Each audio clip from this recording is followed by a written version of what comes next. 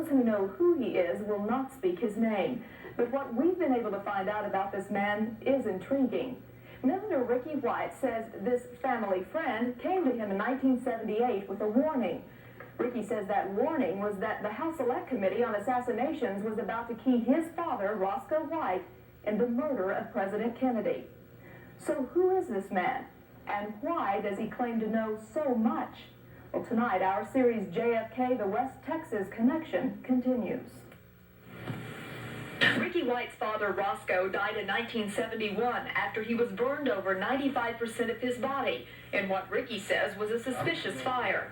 Rickie says 7 years later, in 1978, a family friend told him his father was about to be implicated in the Kennedy killing by the House Select Committee on Assassinations. And at that time, 2 weeks after our visit, they did come out with a verdict that they were 99% sure that they was a grassy knoll assassin. I mean, they couldn't prove who he was or where he came from, but they knew that there was a man standing there at the grassy knoll. Still, Rickie says he didn't believe his father's friend, who we will call John Doe, to protect his identity. He had just got out of the hospital. He had been shot twice in the abdomen and had probably been left to die. And this person, John Doe. Yes, it was a very good friend of my father's before he died. Rickie says he didn't believe what John Doe told him that night in 1978 until 1985, when he started reading his father's diary. When I came across a part in the diary which was leading up to the assassination, and then that's when I realized that John Doe was telling me the truth. Rickie says his father's diary didn't become interesting until he read up through the year 1960. And then from 1960 on, my father lived a very interesting life, a double life than anything that I ever knew of him. Can you tell us some specifics? Not a record, I can't. I mean, there's known things that my father was involved with that I'd rather just stick with the John F. Kennedy.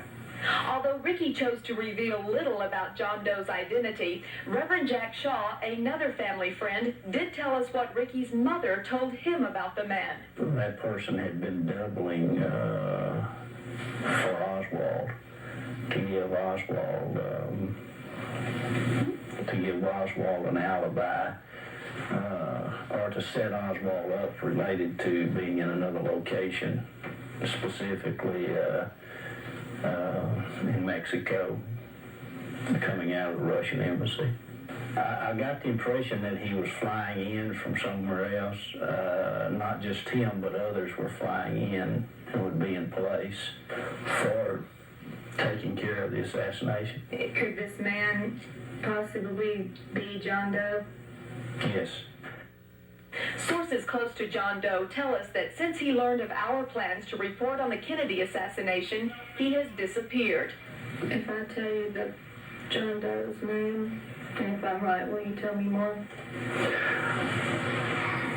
Well,